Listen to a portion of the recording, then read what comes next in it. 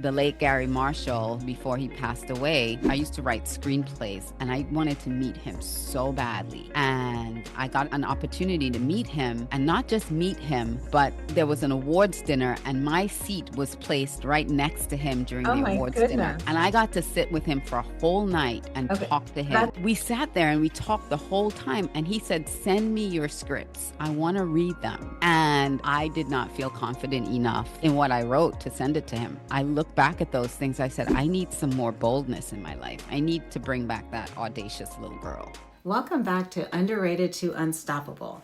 Today's conversation is packed with heart, honesty, and hope.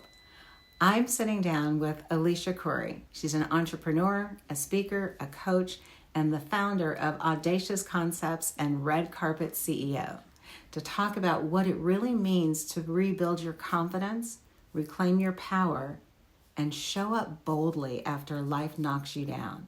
From surviving cancer to rediscovering her true self, Alicia's journey is a powerful reminder that confidence isn't something you're born with.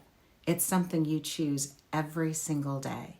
This one is soulful, real, and full of light. Let's dive in. You put forth a pretty exciting topic of what you want to talk about, and something that I'm really passionate about. So I'm excited that we're going to talk about it too, which is audacious confidence. Yes. Which I think is great. And let me tell you a little bit about what I'm doing before we get started, so that you know. So this is my own little YouTube series that I think on the last call I might have mentioned. I woke up one day, yes, and said, I think I want to do this. And so I sent out the email and said, I'm going to do this, right? And it's been so exciting. And the people I've talked to, I thought I'd get 12 people to sign up. I've got like 52 now. Nice. And so it's just been great. And everybody's been able to talk about whatever they want to, what they're doing. It's a time to give them a platform to talk about it. And the only requirement, of course, is answering that question in the end of, how did you know, or when did you know, or what was that moment, et cetera, when you, decided or determined that you were discovered. Right. Discovered, right. And so it's all about conversation. So unlike other podcasts where they do a whole introduction of the guest, et cetera, I don't do any of that, which is why I ask for all the information in advance, because I do that in the promotion, et cetera, because the idea is that you just dropped in on a conversation. All right, cool. And so, so we can take the conversation anywhere that you want to go. It is edited, so you don't have to worry about if you say something, you're like, oh, let me start that over. Okay. And let me just tell you how incredible that short hair makes your eyes. Oh, thank you. I'm going to do without my glasses because That's fine. That's fine. I mean, you are stunning. You've always been beautiful. Thank you. But you are stunning. Thank you. Great. So thank you I feel like sassy because that's the hair's great. I love it. I love it like that. So maybe, I don't know. I was gonna say maybe one day my hair will turn around, but I don't have a whole lot of hope. So, but I have a hope about other things. And right. So that's and you're alive. Yes. Right. Healthy. Right. And healthy. That's the most important thing. Absolutely. Yeah. And I think, I don't know if I told you, I was diagnosed with 2 cancers within 6 months of each other. No. Yeah. Oh my gosh. Yeah. I ended up having, what did I have? 9 surgeries in 3 years, including chemo and all those things. I mean, it's amazing that I lived through it, actually. Wow. And my doctors would tell you that too, so. Oh my gosh. Yeah. And both were breast cancer or both? No, there were 2 completely. One was uterine cancer, and the other was stage 2 breast cancer that had already metastasized into my lymph nodes. Wow. Yeah, it was just crazy. Wild. Craziness. Never. How do you even find uterine cancer? I don't even. Well, the funny thing about uterine cancer is that I had my uterus was growing, was getting bigger, but it wasn't distended. It was just whenever I went to the doctor, it was getting bigger. And the doctor said to me, we need to take this out because if it gets bigger, we can't do it laparoscopically anymore. Mm.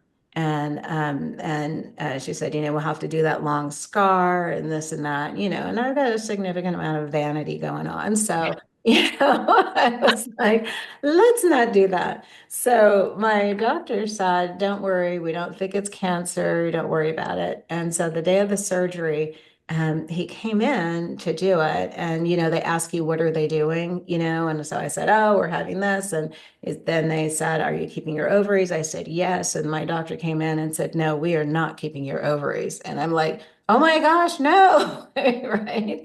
And Wow. because I don't want to get thrown into menopause I know. and all of that. And I had already started going through it, was coming on the other end. So I just didn't want to go back to that.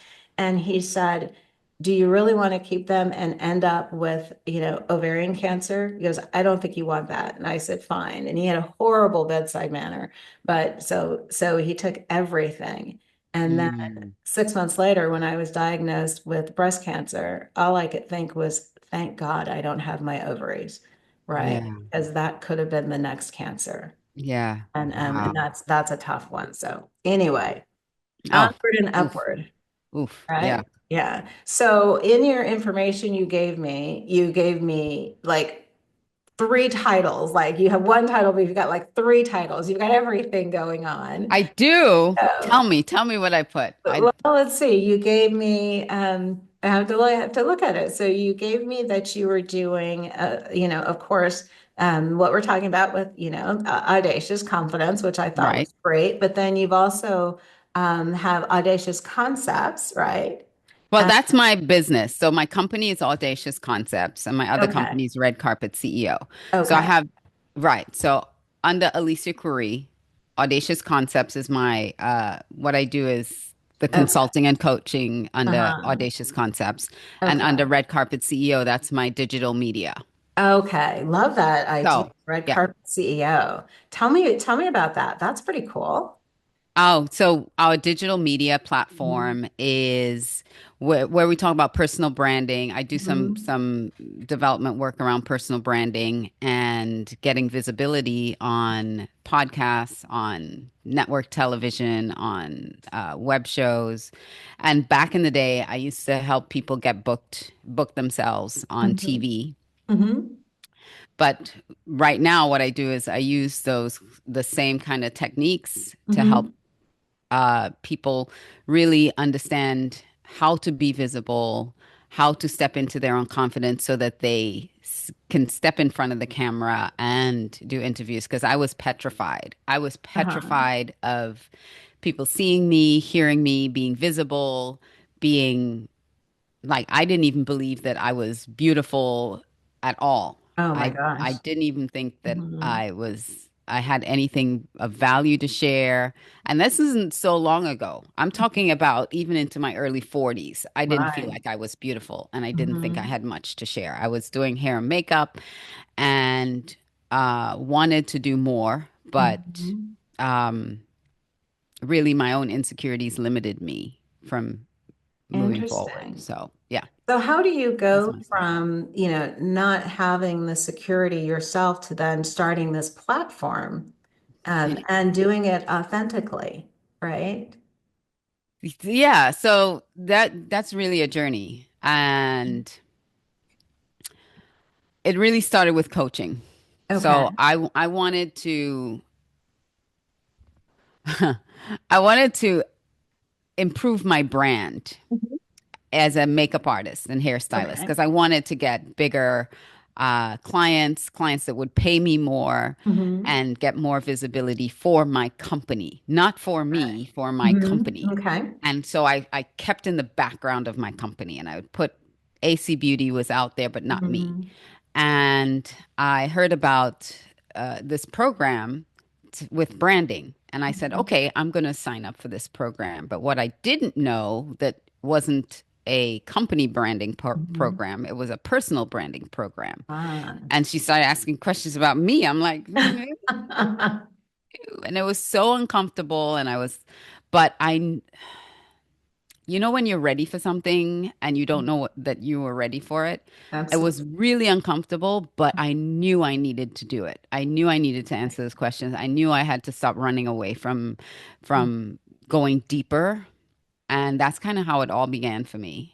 And Red Carpet CEO is really one of those extensions of when I started kind of blossoming Mm-hmm. myself. It Mm-hmm. was all right because I worked with hair and makeup for people Mm-hmm. to go on the red carpet or, for Mm-hmm. events and that sort of thing. And I thought about what do you need to be red carpet? Like, who is Right. invited onto the red carpet? And Mm-hmm. so I came up with this acronym for carpet. Mm-hmm. And I wish I could remember it right now as we're talking, but I can't remember everything. But Uh-huh. it was the acronym is really like people who come onto the red carpet are people who are well known. Mm-hmm. They have uh, they have some sort of value. Mm-hmm. They're relevant. Mm-hmm. Well, that was the R in carpet, Right. relevancy. You remember that one.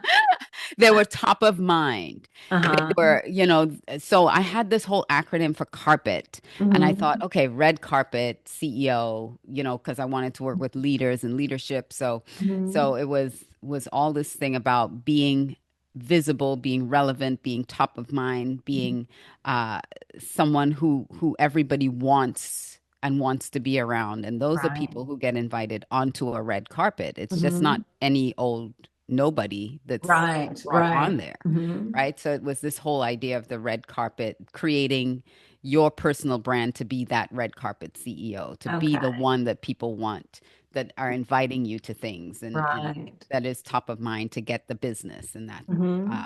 Because those celebrities that are on the red carpet are getting booked, right? They're Right. getting the jobs. They're getting Yeah. uh so they're sought after. Right. And And that's where yeah, a lot of people don't know that even if you're invited to an event, that you still have to be invited to the red carpet. Just because you're going right. to the event doesn't mean you're Doesn't walking. mean you can walk the red carpet. Right, Exactly. right. Exactly. Yeah. Yes. Yeah. I always think that that's interesting. So, gosh, that sounds great. And so, how did that become a digital platform for you? When I started doing television myself, so Mm-hmm. I got uh took this course and Mm-hmm. he was teaching us how to get booked on TV. I was still Mm-hmm. doing hair and makeup, so I started implementing those strategies and Mm-hmm. booking myself Mm-hmm. in media, booking myself on TV. And from that, someone invited me to co-host with them on a Mm-hmm. radio show because they saw me doing stuff on TV and they're like, "Oh, Right. you can come be on my radio show, come co-host with me." Mm-hmm. That didn't really go anywhere, but that led to another Uh, opportunity to host my own show on radio. So I mm-hmm. started my own show on radio and Good. then moved it to a digital platform, moved it Okay. to like Facebook Mm-hmm. Live, YouTube Right. Lives, and doing it digitally. And then I started Mhm. my podcast and then I started web shows. So that's kind of how it Right. transitioned into a digital media Okay. platform. So we still work on your personal brand, but then we give you opportunities through our shows to be on our podcast, to be guests on our Okay. podcast, to be guests on our web shows, to be Right. featured in that sort of Mhm. way.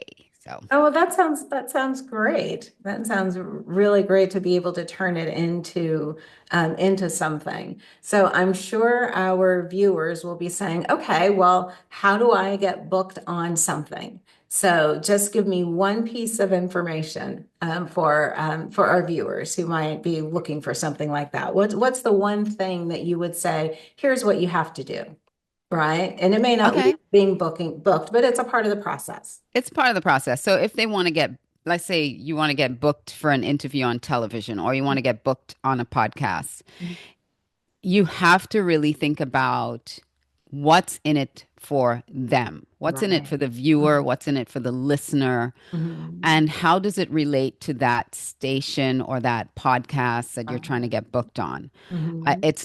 It is about you, but it's not about you, Right. right? It's about what value are you giving them? Mm-hmm. So that in turn, they see you as someone that they want to know more about or want to Right. connect with. So Mm-hmm. you're always, always looking at what value can I bring Right. to Right. the conversation. And Yeah. that would be my number one tip because there are so many people that when we work with them, they come in, well, I have this product, I have this service, everybody needs this, everybody needs what I have. I'm like, yeah, but you haven't given them a reason. Right. Right. Exactly. Yeah. And I think a lot of people don't understand. I have a background in public relations as well, and people don't understand that you have to do the homework, right? Yes. And I'm a big fan of newsjacking as well, right? If you're Mhm. trying to Yes. get on there, newsjacking always is always good if you're doing it in a positive way, right? Not Right. if you're Yes. doing it in, just to kind of get your 15 minutes of fame, right? You Correct. have to have Correct. something to say. So let's talk about audacious concepts. Aside from the fact that you really have a talent in naming your ventures, right? What you do. Let's talk about audacious concepts. Audacious Concepts is our boutique consulting. Mhm. And what we do there is work with leadership. We work with Mhm. teams, especially, and we help organizations hire more effectively. So Okay. I'm certified in Colby, which Colby, of course, yes, which we were going to I'm talk Colby, about. Yeah, right? absolutely. And predictive index. And through Mhm. those two assessment tools, we really evaluate where, let's see, a team, if we're working with a Mhm. team, we're able to evaluate with a team what are some of the blind spots and the pitfalls and some of the things that they're struggling with that Mhm. they may think it's one thing, but using some of these assessment tools, we can Mhm. really dive into and dig into the root causes of some of the conflict they might be Right. having or some of the Mhm. lack of productivity or stalled projects or Mhm. things like that that we really come in and help them figure out how to work more synergistically, how to work better Mhm. together, how to have the right language Right. to speak to conflict or something Mhm. that's happening.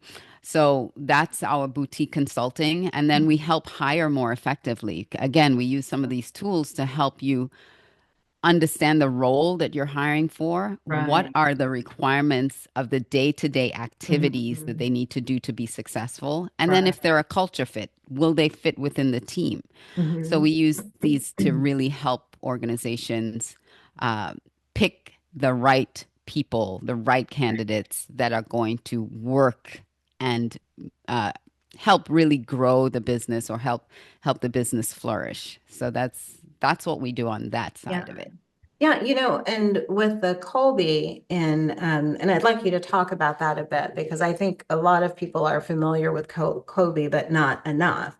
And Mm, one of the things that I really liked about Colby, as we've talked about it in the past, when you talk about it from a hiring perspective, is it's looking at the job and what's needed and mhm. is that person the right fit for the job, first and Right. foremost, right? Where so many times, and we'll talk about this too, because I know there's a culture component to it.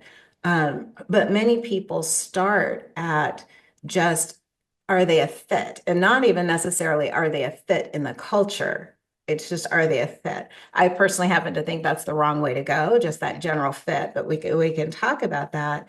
And the idea of assessments um, that really look at the job and what's needed, and then also that person and their ability to do that job, I think is really important.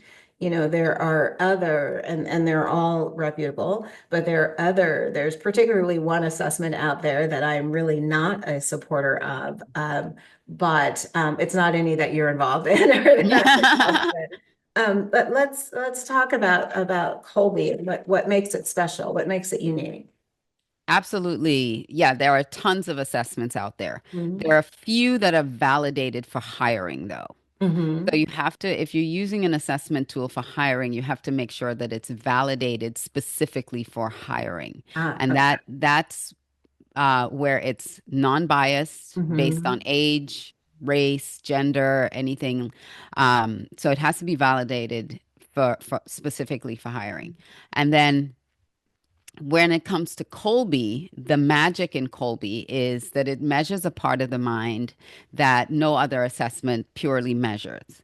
So there Okay. are three different parts of the mind that we Mhm. want to take into consideration anytime, at least when we do any kind of consulting. We look at the three different parts of the mind and how these different parts are interacting within the individual and then within the team dynamic. Right. So the three different parts are the cognitive, Hmm. which is how you think, your thinking mind, your Right. affective, which is Hmm. your feeling mind or your personality or your preferences, your emotional intelligence, and Hmm. then the cognitive mind, which is Right. how you take action, problem solve, decision make, like how are you taking action when you're solving this problem. Mhm. And so Colby measures that cognitive piece of the mind, that part that is about problem solving, decision making, taking action. And so when we're measuring that in relationship to a job, we want to know what actions does this person need to take on a daily basis in this job to be successful. Okay. And we gather that information first when we're looking at hiring because we want to know that the candidates that you have outlined or that you want to Hmm. bring in for an interview that they actually can do the job that you're asking them to do. Okay. So we do that assessment first with the Hmm. job. So we want to know what's the baseline for the job and then we then assess the candidates and we get a score when we're specifically talking about hiring of it rates it from an A to F. Hmm. And the reason we use Colby specifically for that is a lot of people could say things and have things on their resume and they can say that yes, I can do this, Hmm. but we want to know how are you subconsciously wired for this? Right. Because when you start working against your natural wiring, against that Mhm. way that you naturally take action, it creates stress within the mind. It creates Mhm. this cognitive stress that's not seen, Mhm. but it's felt. It's about It's right. felt in the brain. Mhm. And it creates a type of stress that even when you rest, when you try to rest afterwards, your brain is still under a stress. It carries that stress for a Mhm. while. And we don't want to put people in that position because 4 to 6 months down the road, they will quit. They will leave. Right. You have They'll be turnover. burnt out And you or just probably, overly yeah. stressed. And you're Mhm. like, well, we don't even understand why. I mean, we hired them to do the job, but then we found that they couldn't actually take the action that we needed them to take. And Right. so it created this tension between the Mhm. supervisor and the person. And then the person starts feeling, well, I think I could do this job, but I don't know why I just can't. And it's in the way your brain was wired. So Mm. that's basically when we use it for hiring. That's why Mhm. we like to use that for hiring, Mhm. and also with teams and individuals for them to really understand how they're naturally wired, so that they're not Mhm. continuing to do things that put their brain in that position of stress and that Mhm. mental drain of mental energy. Right, right. Now, how do you, I'm always curious about this when it comes to any kind of testing, is how do you allow room for the person who just maybe thinks differently, but has the capability to do the job, right? But maybe, they have the skills, they have the capability, but maybe when they do an assessment, when they take an assessment, the assessment says, no, they wouldn't be successful here. Right. So this is why we look at the three parts of the mind. Okay. Colby or predictive index is Hmm. just one tool. Okay. Okay, if I'm talking specifically about hiring, let's Hmm. stay to that, keep to Okay. that area. When you look at someone's resume, that's part of their cognitive, that's their skill set, what Hmm. they've developed, what they've learned, their education. So that's in the cognitive part of their mind. Hmm. When we look at the affect, we're looking at, their personality, their attitudes, their preferences, and all Right. of those things. Mm-hmm. So if we're using Colby, okay, we use this assessment and we know we get these four numbers. Right. How do you deal with information and facts? Mm-hmm. So that's the fact finder. How do you gather and share information? Your follow through is all around processes, patterns, systems, and that sort of thing. Your ability to or your tolerance, I should say, for risk and change. Mm-hmm. And then how do you handle your space and your environment, space and tangibles? Right. So when we're looking at the across, that, Mm-hmm. let's say for me, I'm a 3 in fact finder, which Mm-hmm. means that I simplify. I Okay. don't get deep into the details. I don't Mm-hmm. go into the weeds on things.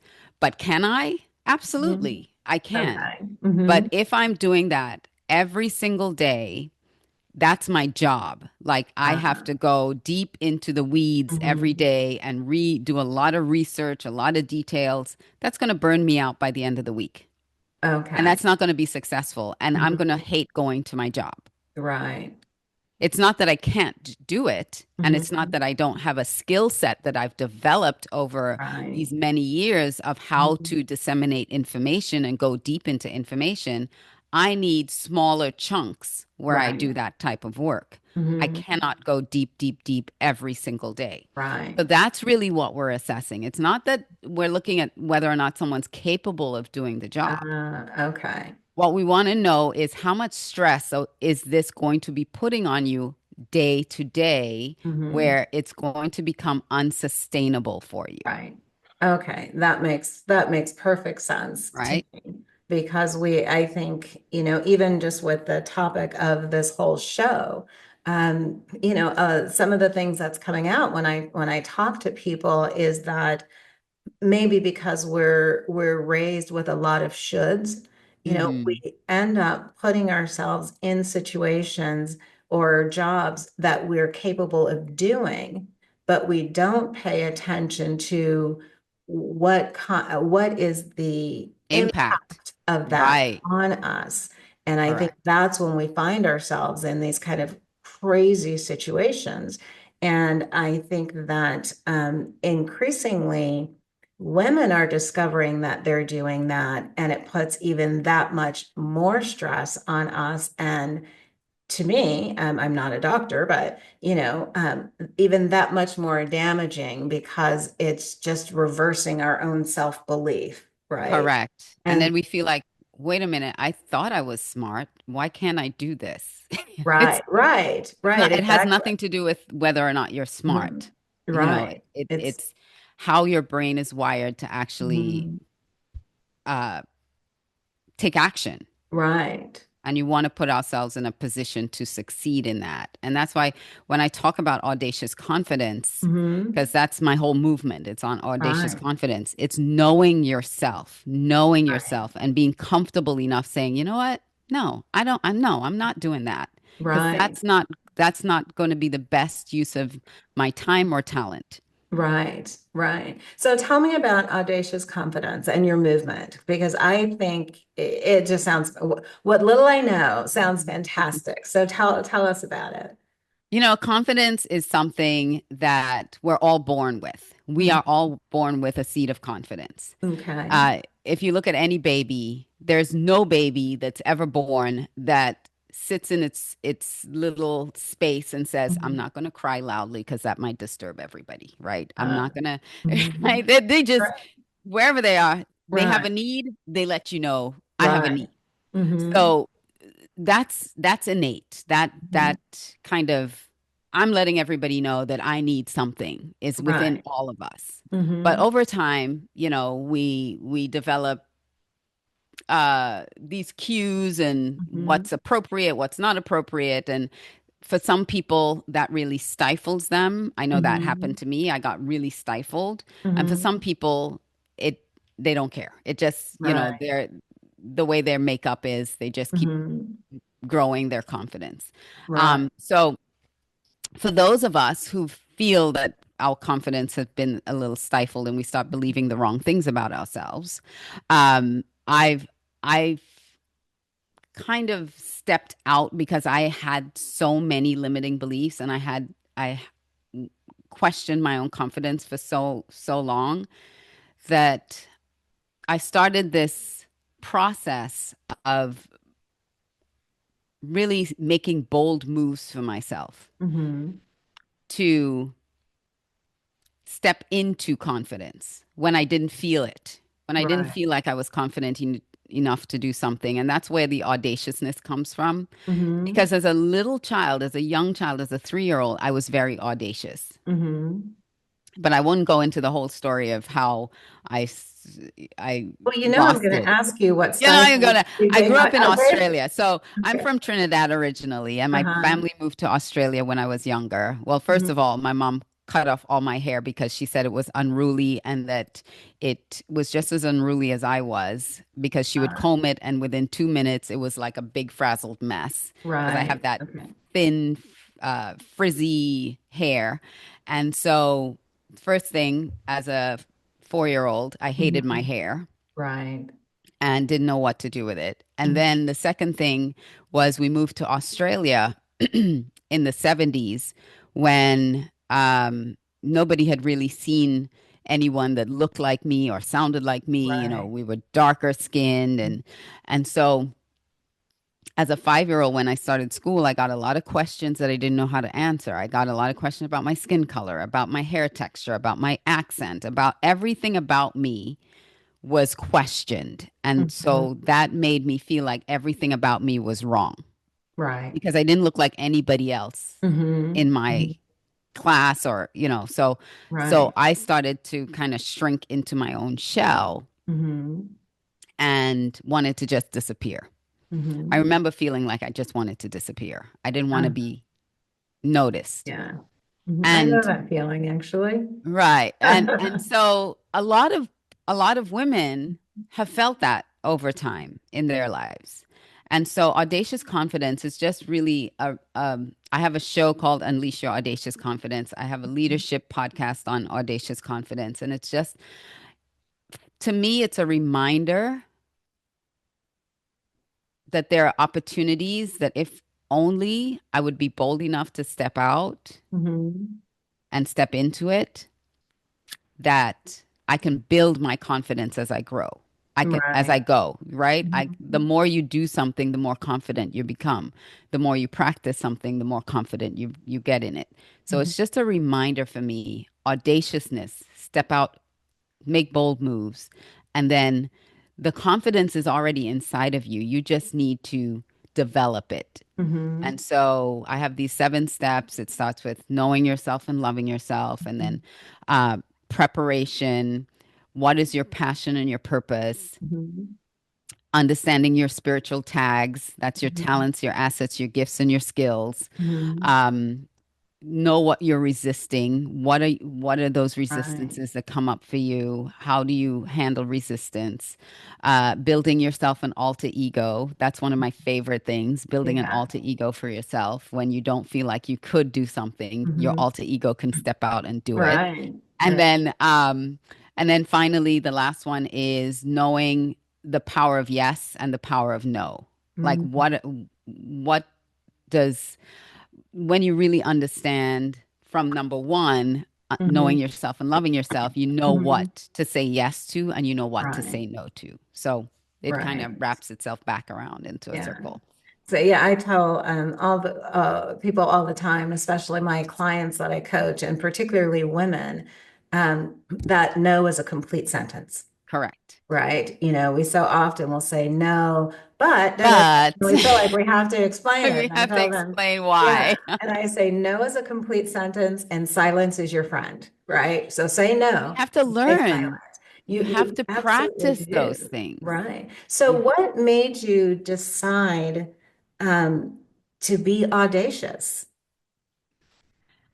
so I was from that I ask those original. questions, right? So, from the original coaching that I was doing, I wanted to become a speaker. So I wanted to go into speaking, which was way, way out of anything that I ever thought that I would do because anytime a camera turned on in front of me, I would shake and my voice would tremble and I would be like, oh, I don't know. And my mind would go blank and my mouth would be Uh, like cotton balls. And so I'm right. like, what? Speaking? Hmm. Me?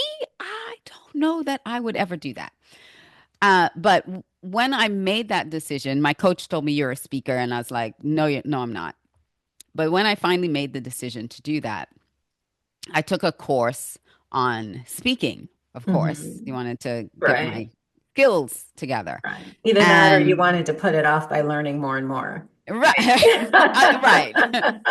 But no, I actually I wanted to learn. I wanted to really hone my skills as a speaker. Hmm. And one of the things that one of the lessons was about picking a word Hmm. that would help you.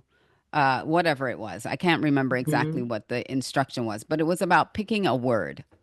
And I said, all right, I'm building a brand around my speaking and around whatever this word is that I'm thinking.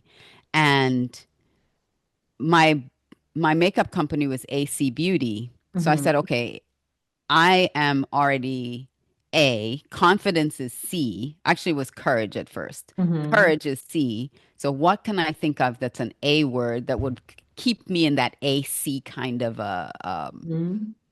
frame for my brand? And I I thought of audacious and I hated the word, absolutely hated the word. I came up Hmm. with a whole bunch of other words, but audacious. And I asked my accountability partner, I was like, what do you think about audacious courage? And she was like, you're not audacious. There's nothing about you that's audacious. Uh-huh. And I was like, I know, but Uh-huh. and then I thought about my 3-year-old self and I said she was kind of audacious. Right. She was like she would command attention. She was a little force of nature. She was a little fireball. And I would hear stories of myself as a 3-year-old and I'd be like, Hmm. who is that girl? Right. And so audacious kind of stuck with me from there. I'm like, I am bold. And the more I said it, the more I became it. And that's the beautiful thing Ah. about about affirming something to yourself. It's like Mhm. the more I said it, the more I became it. And I still Mhm. have to remind myself about it though. Of course. My children do too. Right. When I feel insecure about something, I had my oldest daughter tell me the other day, "All right, Miss Audacious Confidence." Right. I was Right. like, "Don't Yeah. be throwing my stuff back at me." I know, isn't that funny? My girls throw it's choice, not chance back at me, and it's like, oh, I just don't feel like doing this. And she says, Right now. Mom, it's choice, not chance that changes everything. And it's like, stop using my stuff against me, I right? know. Well, at But least they're listening, right? At least right, you know they're exactly. listening to you. Yeah, and sometimes we need to hear it. And thank you for that explanation. I just want to ask, with that though, even when someone said, "Oh, okay, you're not audacious. That's not you," and you said, "Well, 3-year-old me was audacious." What made you then say, "I'm going back to that"? Was there anything triggering is often seen lately as a Negative. psychological word, right? Or a Mhm. negative. So I don't want to say what triggered it in the negative sense, but what was that catalyst that said, I'm going back to that 3-year-old Mhm. self rather than living my 5-year-old self? Right. So Dr. Phil has a book called Self Matters, and he talks Hmm. about the is it those defining moments in your life, Hmm. like naming those defining moments. Hmm. And so I remember that because when I thought about that 3-year-old child, that she was, there was a defining moment when she shifted Right. from being that to Hmm. being what eventually became my reality. Hmm. And I wanted to recapture that freedom that she had Hmm. and slough off some of the limiting beliefs that I had that were keeping me stuck. And so I wanted to you grow. were you knew you were stuck. I knew I was stuck. I Okay. knew I was limiting myself. I Mhm. knew that there were things when I looked back at some opportunities that I Mhm. had some really amazing opportunities. And I just, because of my own insecurities, I let that just pass me by. Mhm. And one that sticks out, a story that I share often is when the late Gary Marshall, before he passed away, I wanted to meet him so bad. I used to write screenplays and I wanted to meet him so badly. And I got an opportunity to meet him and not just meet him, but there was an awards dinner and my seat was placed right next to him during Oh the my awards dinner. goodness. And I got to sit with him for a whole night and Okay. talk to him. That's the golden ticket, right? I'm telling you. And he shared all the stories. Like, I know how they found Anne Hathaway and how Right. they did, you know, like all the stories, all the way back from Laverne and Shirley. And Uh-huh. and one of my friends who was sitting at the table there too, one of the people I met that we hung out with the whole time and we're still friends now, she was like, he ignored the rest of us. The whole table was ignored. He was just talking to you the whole time. And I'm like, I know. I don't even know how that happened. But but I know how it happened because I prayed for it. I prayed for Right. it when but we sat there and we talked the whole time and he said, "Send me your scripts. I want to read them." And I did not feel confident enough in Mm. what I wrote to send it to him. I really didn't. I took 6 months for me to send it to him. And by the time 6 months passed, he didn't remember, it just Right. got intercepted by his gatekeepers and they just sent Right. it back to me. But the audacious, confident person would have gone up to my room Mhm. during dinner and said, "Wait right here," and brought my scripts down because I had Right. them with me at the conference. I Oh had them my with me. goodness. I would have gone and gotten those scripts and say, "Here you go, read them on the plane home." Right? Right. But Right. I didn't have that. I didn't have that. Wow. And I looked back at those experiences, and that wasn't the only one. I had Mhm. other groundbreaking experiences in my life that I did not step into and take advantage of. And I look back at those things. I said, I need some more boldness in my life. I need to bring back that audacious little girl so Ah, that I that's can step beautiful. into opportunities when they show. I mean, when an opportunity like that shows itself to you, Right. you cannot Mhm. shrink away from it. I mean, Right. imagine what could have been had Mhm. he actually gotten a hold and read it and gave, Right. because he's like, I'd be happy to give you my feedback. I write my own things. I probably may not produce something that someone else writes, but I would be happy to give you my feedback. Right. Right. Well, Gary Marshall. yeah, Gary Marshall. Like, right. he is like, Yeah. It's funny because we have these moments that we miss and we go back and we say, gosh darn it, why didn't I just X whatever it was.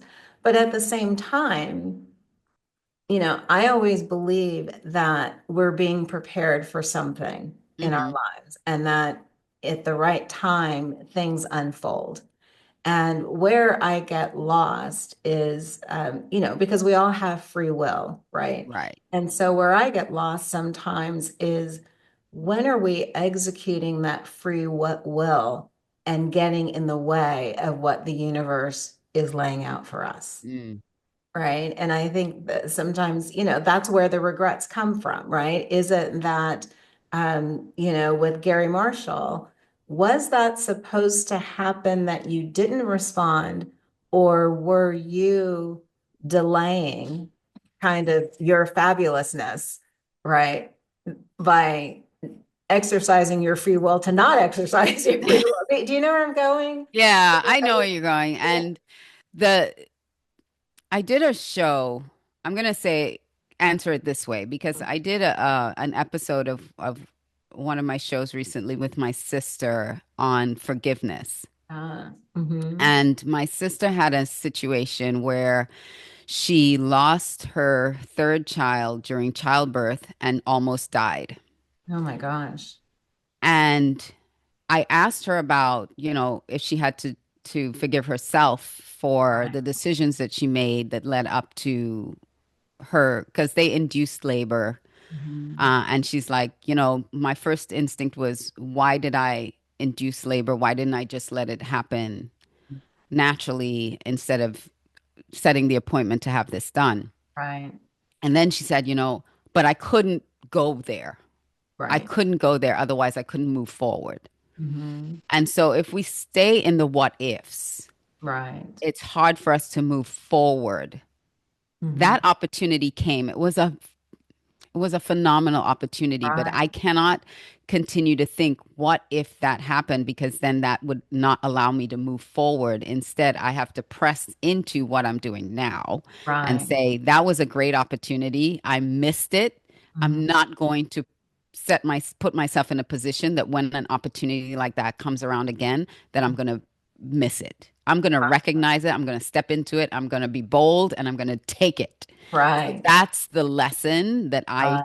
extract from that, instead of, Mhm. woe is me, I missed my big opportunity to be a writer on Gary Marshall's staff, or be a Right. whatever could have come from that.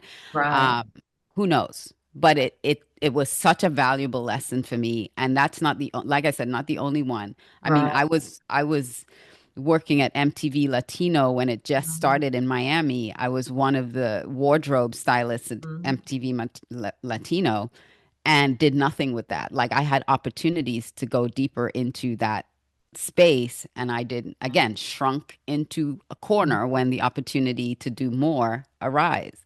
And Right. so those lessons taught me, Mhm. when I started doing now this work with Audacious Confidence, is, Mhm. ladies, we have to be able to recognize opportunity and not shrink from it. Right. Yeah, I call those moments that matter, Mm, and you have to be open to to really recognize those when they come, because they're not always big. Sometimes they're small, and sometimes we see things that happen that are negative as hmm moments that matter, and they're not. Right. mm, And we hang on to it and we miss for me, my first moment that mattered, it was negative, but I was 12. And that's when I had to make a choice that really was going to matter for the rest of my life. mm. Right. And I Wow. didn't know it at the time, but it literally changed the trajectory and mindset of my life. Now, it didn't Mm, save me from not shrinking, but it saved me from a whole lot else. And, mm. and I think about, when you were talking and sharing some of your story about being audacious, I can think back. I was audacious at 12, right? Mm, That was my moment. It was a negative moment that mattered, but that's when I became audacious. And what I realized with me is that audaciousness led me into certain spaces, which were great, but it kept me from stepping out of spaces mm. I needed to, Yeah. and kept me in them. And so I don't know. I don't know if at some point audaciousness turned into conformity. I don't know. Yeah. At some point, I'm going to have to, study all You of have this to even unpack more. all of that. Right. Yeah. Even more Sometimes than, that happens too. We get right. into the comfort zone, and yeah. Yeah. I talk a lot about having become what I in corporate, I talk about having become what I call the PBFE, the perfect Black female executive. Mm, And I had her perfected to a mm. T, right? And she was successful. She ended up in the C-suite of a $40 billion company. Wow. And when I got sick, and I was sick for so long, all of that came crumbling down. And suddenly I didn't want to be her anymore. Yeah. And I had no idea who I was. Wow. And I thought, that's the price of not stepping out Mm, when you see something just engulfing you and you're shrinking in the process, yeah. and it's interesting, you talked a little bit about forgiveness and with your sister. I think a defining moment for me when I had cancer and I was coming out of it was that I had to forgive myself for having cancer. Mm, 'Cause I really felt that I contributed to it, mm, right? yeah.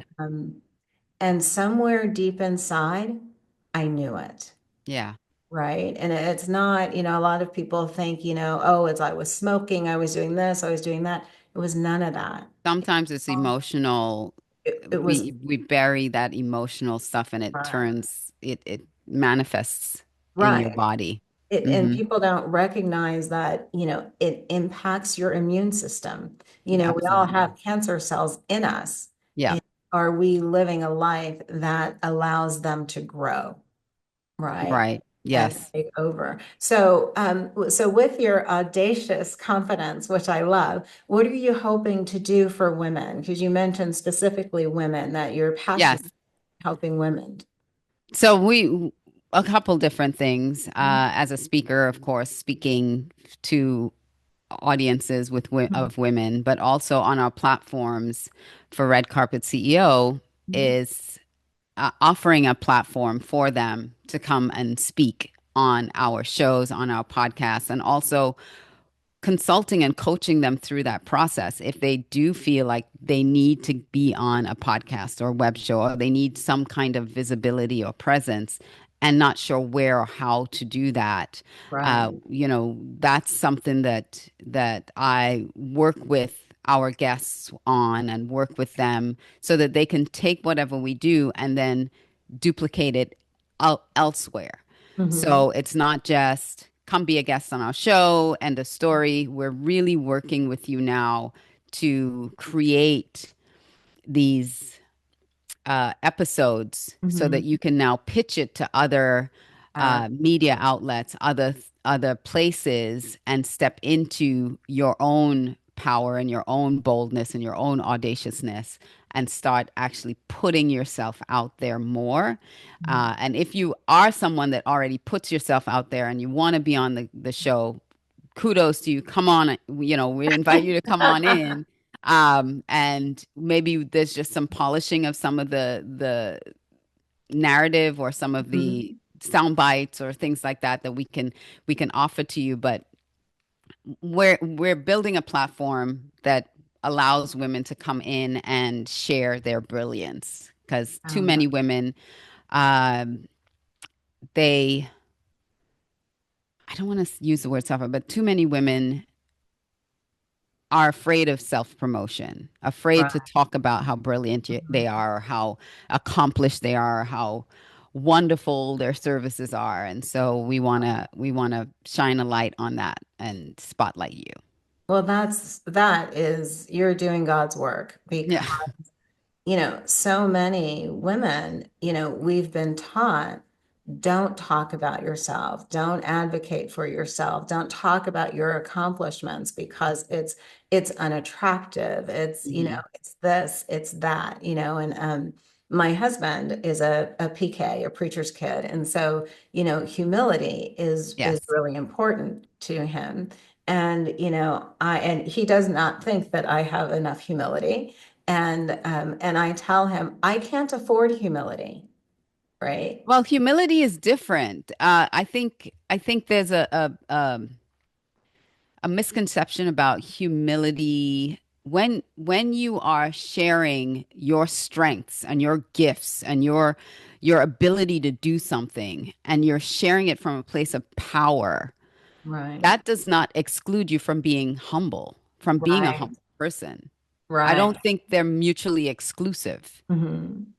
I think you can talk about how amazing that you are and the gifts that you have, and that is not necessarily all about you, but you're really highlighting the gift that God has given you. And you're Right. letting people know about that gift. And you're letting people understand that, yes, you know, uh, uh, when there are evangelists, preachers out there talking about and being who God created them to be, and they're out there, they in their private world as their selves, they're very humble.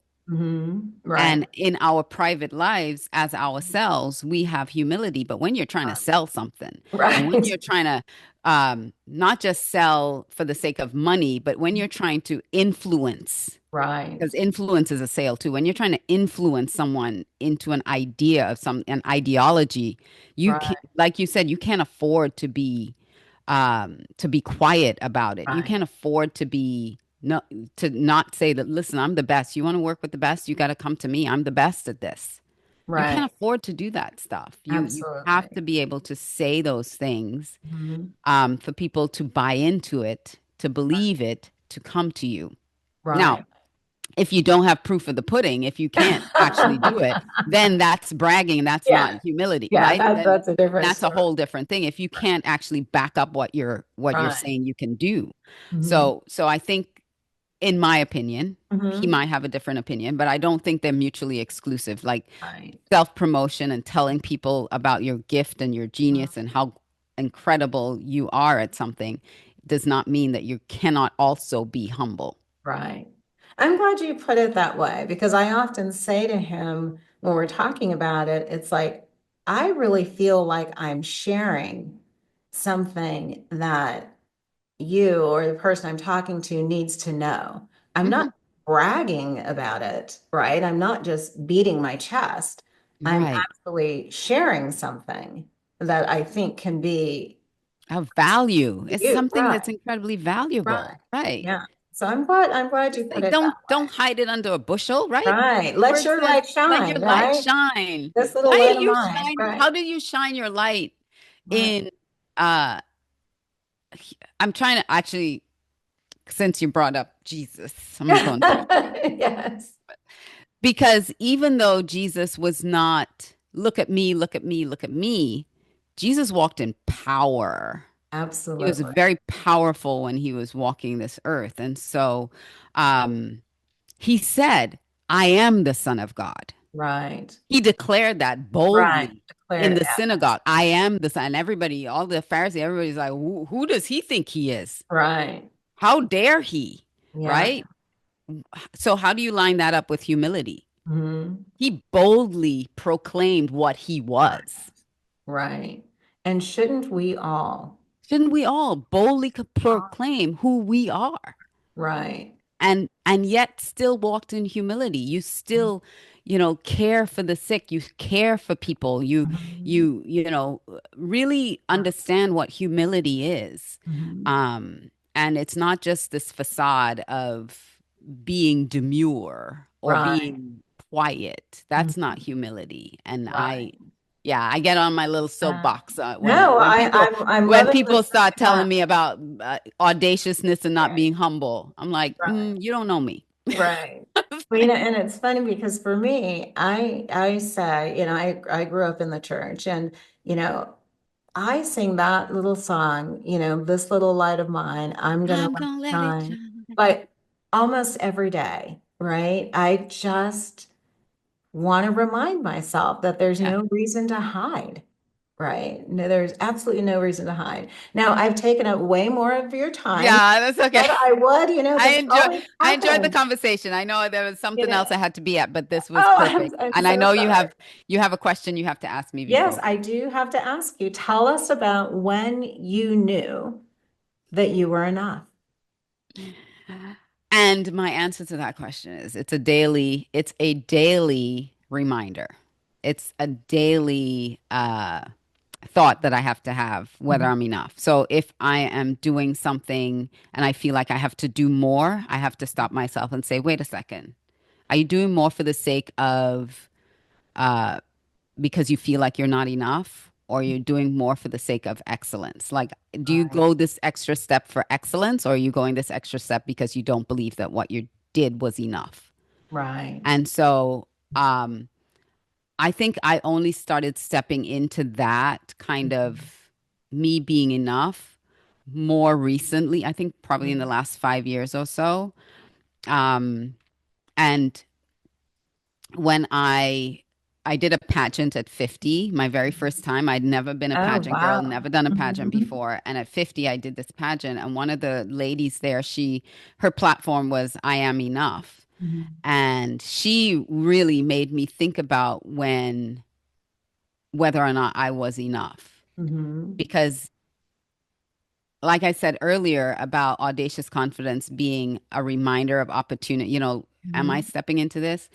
During the pageant, she had moments where she did not feel like she was enough. Mhm. And I had to remind her again, Ah, wait a minute, you are enough. And she's like, you're right, I am enough. And I think that is what started me thinking about when I'm doing things where I'm doing it for the sake of not feeling like I'm enough mhm. and stopping myself, Nothing. like Right. being consciously aware and Mhm. stopping myself from Right. continuing down that path. So that's how I would answer that question. That's great. That's great. Well, thank you so much for your You're time. This welcome. has been a fantastic conversation. I have really, really enjoyed it. And, we've talked over the year, and there's just so many more layers to you that I am thrilled that I've gotten to know them. And, Thank you. this has been really fantastic. And I love that you started this and that I got a chance to jump in on it with you. I'm so appreciative. And I'm glad that we're both cancer survivor Yeah. sisters and got to know that about you too. So Yeah, you're absolutely. blessed. So I will be in touch about when we schedule this and social media assets, however you want to use them, et cetera. So you'll hear from me Perfect. again. So thank you, Alicia. I really Thank you, Charlene. This has okay. been wonderful. Great. Have a Appreciate great it. weekend. You too. Bye. Bye bye. And Happy New Year. Oh, you too. Thank you. Bye bye. Bye.